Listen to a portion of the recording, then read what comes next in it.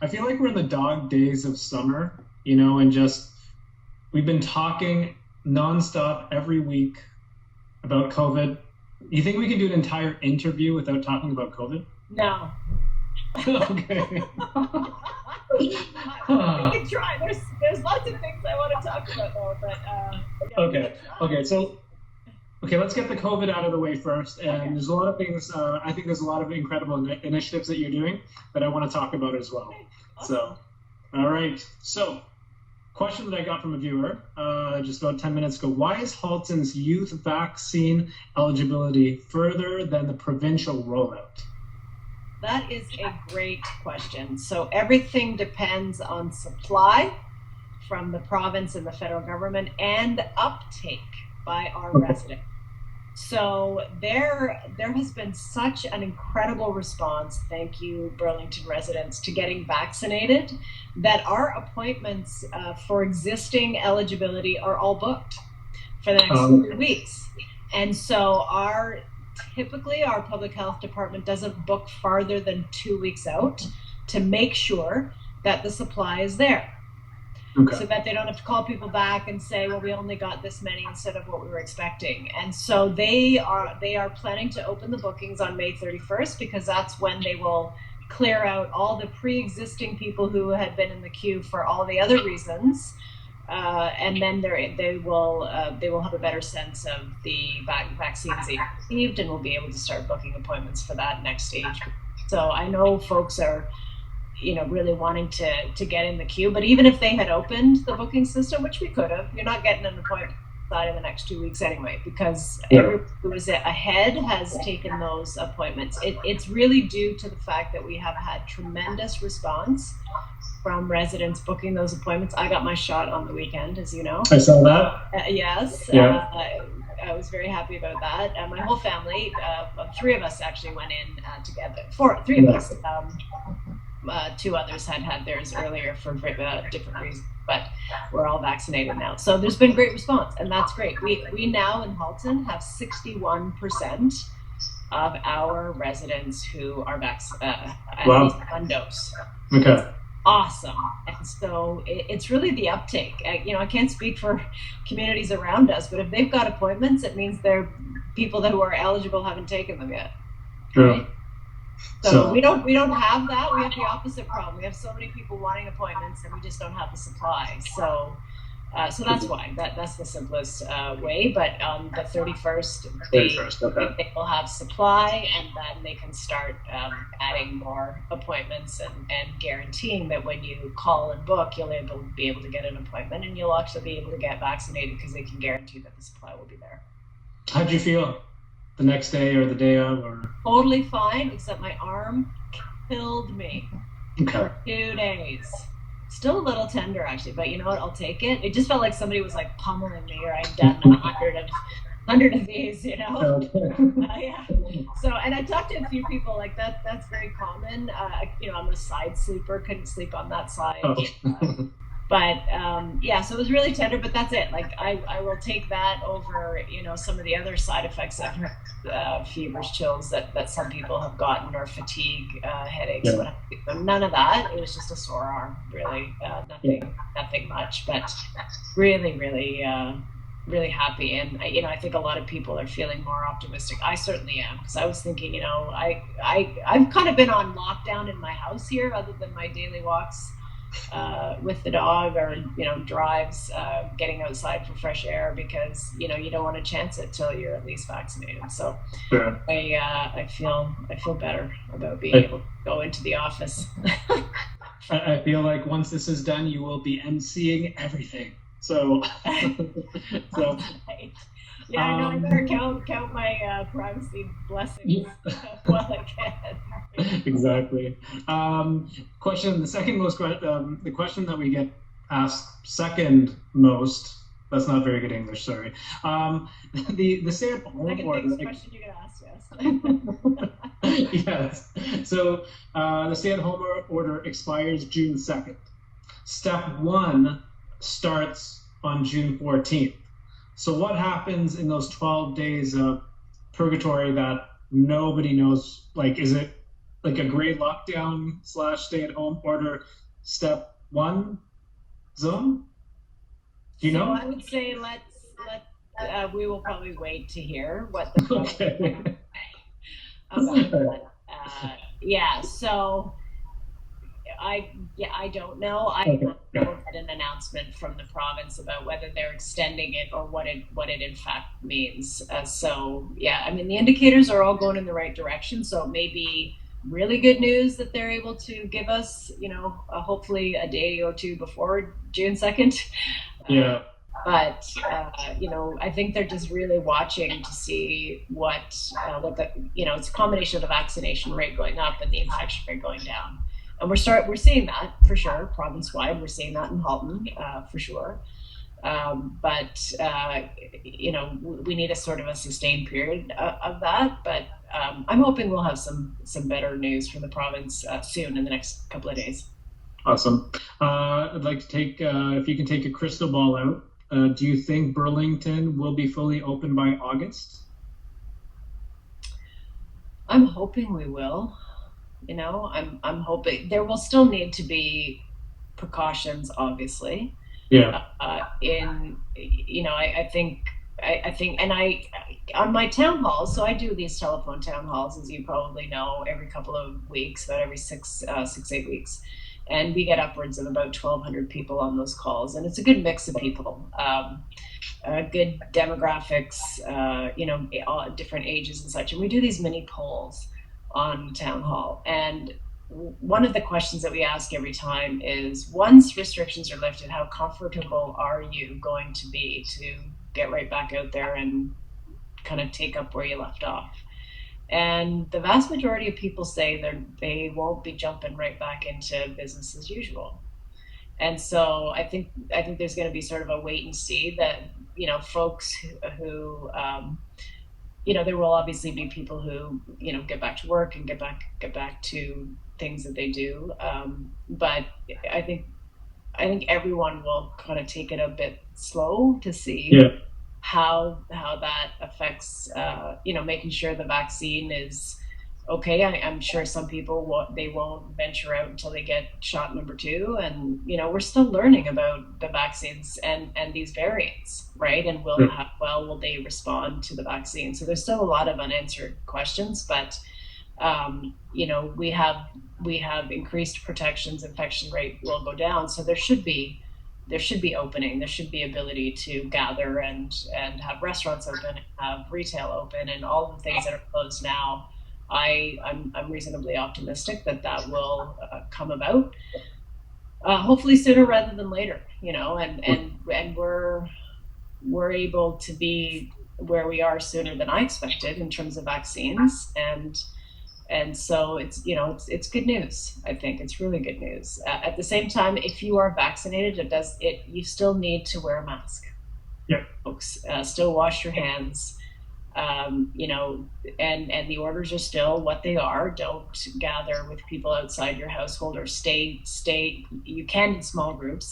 Let me take that back, but stay 6 feet apart from people, even in those small gatherings. But you can see your friends indoor and outdoor in small groups. So we've already got some of that back, which is really great to see. Good. I think anybody that's 30 and under will be out and about in full force. All my kids. Yeah.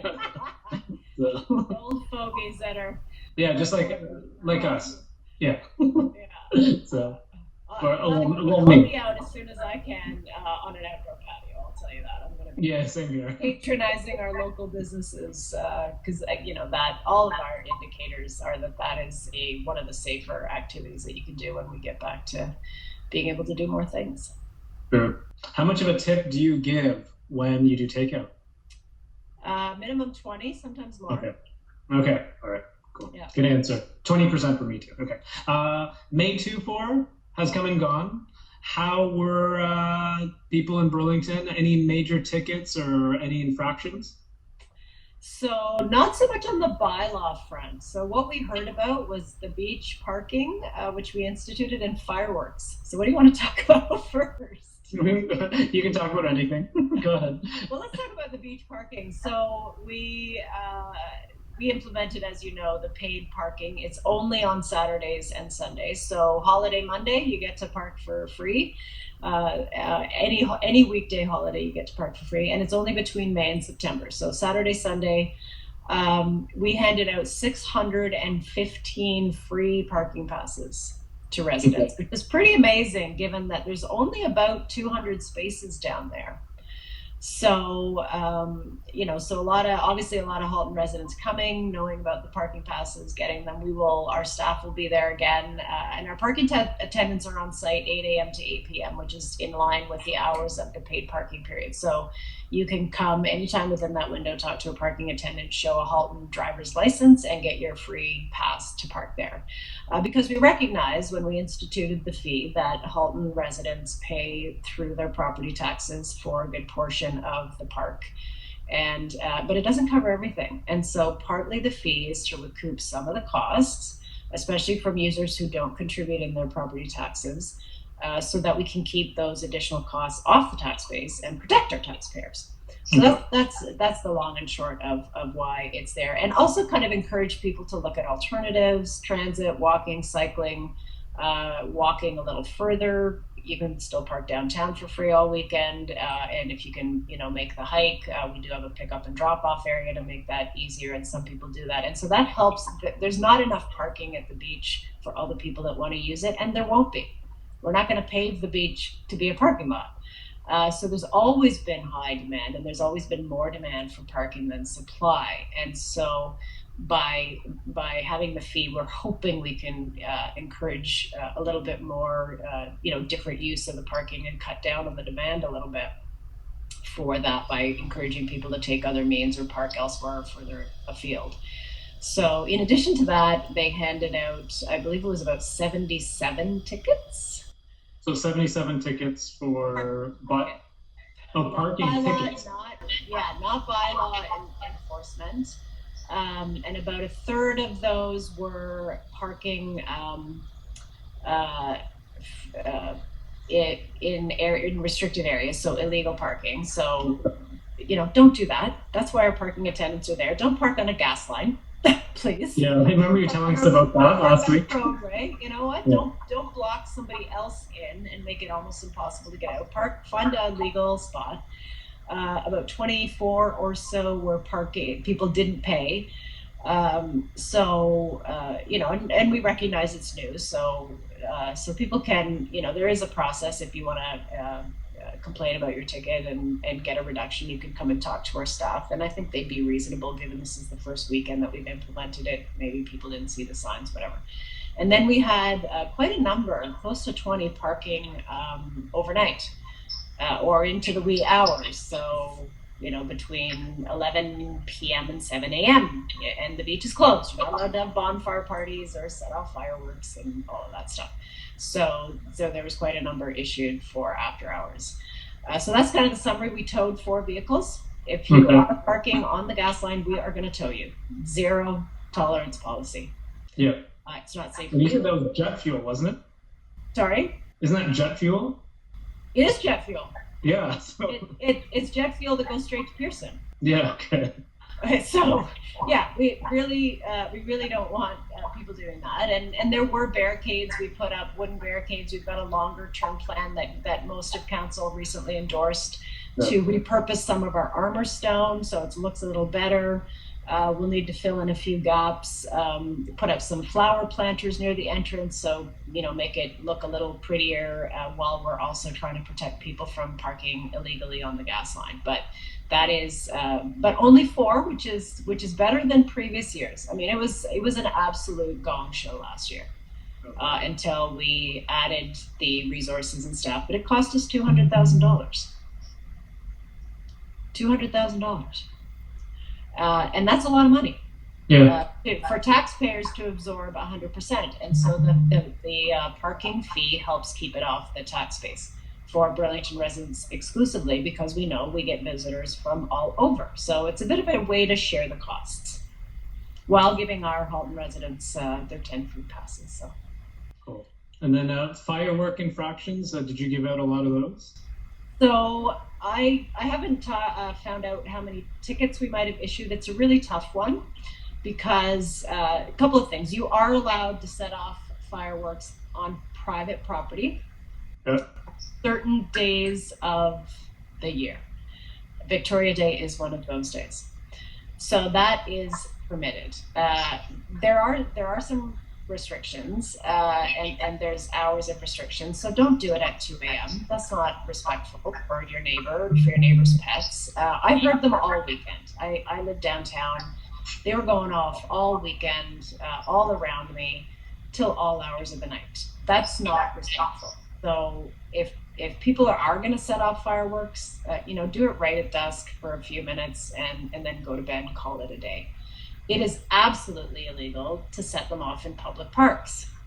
And we did see people, somebody sent me a video of them going off in Spencer Smith Park. You are not allowed to do that. And those are a little easier to catch. I mean, as you can imagine, somebody setting it off in their backyard, unless it's really hard to identify which house it's coming from, even if you can see the fireworks. And by the time our people get down there, in light of a complaint, the show, if you will, if it's only a couple of minutes, is over. So it's really hard for us to enforce on private property. It is easier for us to enforce on public property because it's more visible. We can find people doing that. And at the same time, our police are responding to priority calls at 2 a.m. And those tend to be things like domestic violence, unfortunately, break and enter, very serious calls. And we would expect them to respond to those first. So it is a challenge for us to enforce. And so, council recently updated our fireworks bylaw to limit the number of days while still allowing this, hoping that we can appeal to people's sense of decency and reasonableness about when and how often they would set them off. If we can't get this under control, knowing that it is very difficult to enforce and find people, then we may have to take stronger steps. And I would say don't make us do that. Be reasonable. And the fire department actually this year, just before Victoria Day, said, we really encourage people not to set these off. You can on Victoria Day within reasonable limits, but we'd prefer if you didn't. And I amplified that message, and I would advise people to be more respectful. True. So I've heard them go off at 4 a.m. around my neighborhood. So let the dog, we set the rabbit. Yeah. Me up, we set my husband. We all get up grumpy in the middle of the night. Exactly. You're like, why I oughta, So we talked about this on the show last week, and I told everybody to run around with sparklers. They don't make any noise. They're just as pretty. Yeah, it's true. I did drive by Burlington, Spencer Smith on the weekend. I just drove by. I didn't get out. But surprisingly, everybody was spaced out. I thought it was going to be random, right? And everybody was so respectful. I looked. I'm like, everybody's following the rules. Anyways, yeah. I love Burlington. They were. That was my observation too. So it's good to hear that from somebody else, because I often hear people who look out and think that they see that people are breaking the rules, and distance is hard to gauge. When you look from a distance, it looks like everybody's really close, and when you get closer, they're actually spaced out. So one of the big issues we did encounter though was washrooms, and there were so many people in our parks, and so Spencer Smith, Beachway were the big ones, but it does happen in other areas, that the washrooms filled up really quickly, that there were long lineups for the indoor washrooms, there were people getting frustrated, we had to call in extra cleaning in the middle of the day. They don't have to. So we know that this is an issue, and it's not just going to be an issue now. Yes, during COVID, more people are at the parks, but we know with population growth, we got lots more people living in our area. In Halton region, we talked about that last time, in the GTHA. So we're not going to get fewer people at our parks. We're going to continue to see growth. So we're going to have to deal with this washroom issue. I was talking to some of our staff internally about this today. Okay. We need to maybe bring in the short term, bring in more porta potties to those really popular parks, make sure we have the regular cleaning schedule so we can stay on top of them when they fill up. But also looking to, do we need more permanent, decent Washrooms. So washrooms, more washrooms at Spencer Smith Park. That's a Yes. that's a pretty big story. Well, Sorry. that in Beachway, right? Yeah. We do have a pavilion which has some washrooms it's still being renovated, so that will be open soon. It will help, but that's not and then we had some porta potties, so our staff brought in double what we had planned already, and even Okay. those filled up. So we know we need to get a handle on this and get ahead of this issue and figure out, do we need more permanent, aesthetically pleasing, there's porta potties, and then there's like state of the art nice porta potties. Yeah. And then there's like bricks and mortar, which is a whole other conversation. But Sure. we do need to address it, because it is great to see people out enjoying our parks. Yeah, it's such a beautiful park. Sorry, can I have you for another couple minutes? Yeah, okay, sorry. Yeah. City-run summer programs, are they going to happen this summer in Burlington? Yes, registration is either already online or imminent. Okay. So check that out. Yes, so we are ready to run our summer camp programs. We're taking registrations for them, and they'll be modified based on whatever the regulations at the time are, right? But we are all anticipating that, before too long, the restrictions will be lifted on gathering size, and we'll be able to have, not thousands of people, but, dozens of people potentially, with proper protocols and all of that stuff. So, we ran our programs last summer with under protocols that will probably be similar to what we're going to see this year. So we know how to do it. Okay. And you are running a Women of Burlington speaker series well, it hasn't started. It's coming up next week, right? Or this week? The 31st. The series has started. This will be at least number 3, if not more. Oh, okay. Yeah, so it was something that started International Women's Day of this year. I put together a virtual panel of 3 women that I consider amazing and inspirational, and we had such a great response. And the women on the call, we had an open Q&A for people to ask questions, and one of the first questions was, why do we only do this once a year? This is amazing, let's do it more often. And we're like, great, send me names. And then I got flooded with we're booked till the end of the year, basically. Nice. Every month we will have a lunch discussion, the awesome Women in Our Community conversation series, hosted by myself and 3 women, and usually a topic. So the topic coming up next week is pandemic parenting. Okay. What it's like to be a mom and all the other hats we wear during a pandemic. So that should be a good one. Nice. Yeah, really. And May 31st, right? May 31st at lunch hour. So we've done that so that people, if you're at your regular job, or maybe hopefully everyone gets a lunch break at some point, even if you're working from home, you can so that people can tune in. Cool. And I'm obviously virtual now, and it's going to be in person once the pandemic's over, right? For sure. Absolutely. Yeah. And it's actually we struck a partnership with Cogeco, so they aired the last one for us, and we do the recording and send it to them, but they'll put it out on their feeds. And so all of this is recorded, so people can watch it at a time more convenient as well. So you can catch up the last 2.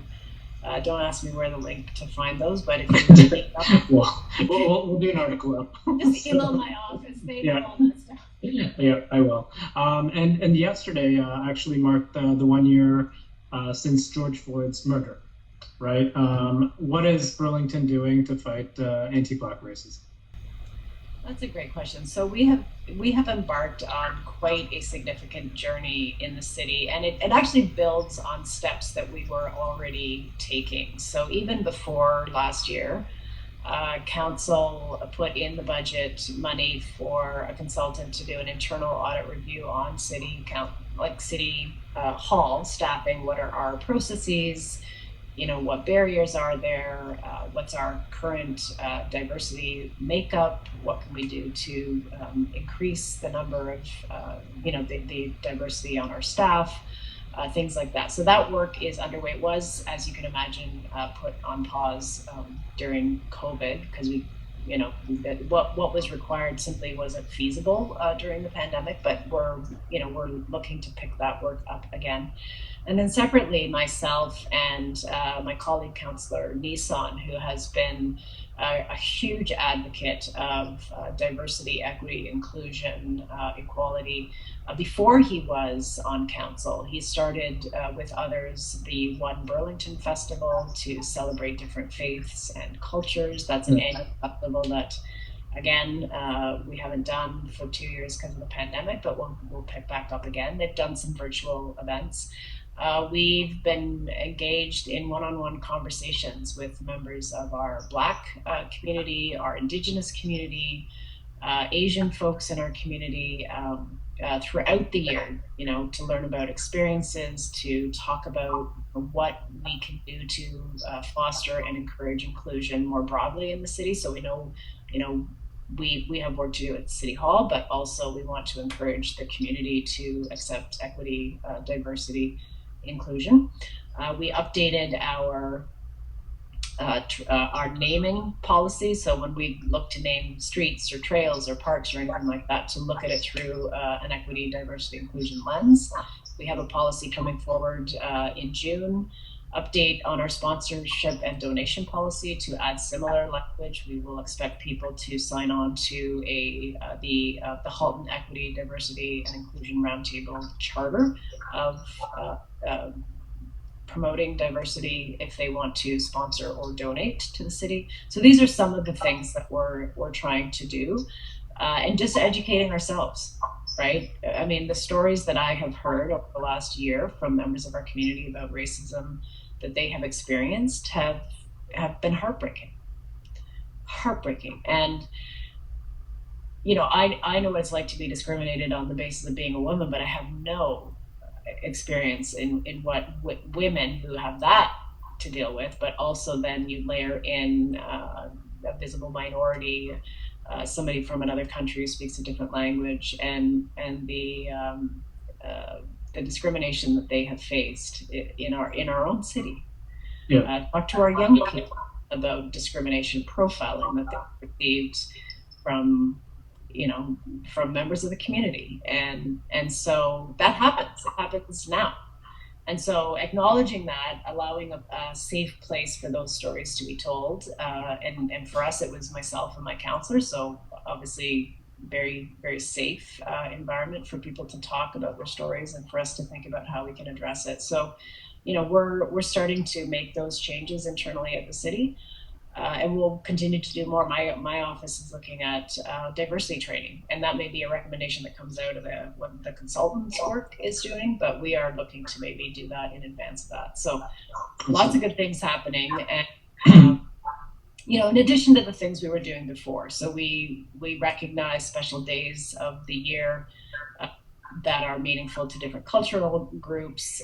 We have flag raisings, we have proclamations. We will continue to do those kinds of things because it's a visible show of support for diverse communities. So there's lots of other things that we do in addition that we have been doing, but we're always open to more suggestions from the community. So anybody out there watching, send me your thoughts to mayor@burlington.ca. All great initiatives, and another reason why I want to move to Burlington. Hopefully, yes, you do. Hopefully one of the 18 people right now is not Mayor Bromby. So listening to this. So, well, Mayor, thank you so much once again, and I'll catch you next week. Sorry about the technical difficulties before. No worries. It all sorted. I thought I had to download like the newest version. That's what I always think too. So enjoy your walk. Already, there's a new version. Enjoy your walk. Thank you. Good to talk Later. to you. Bye.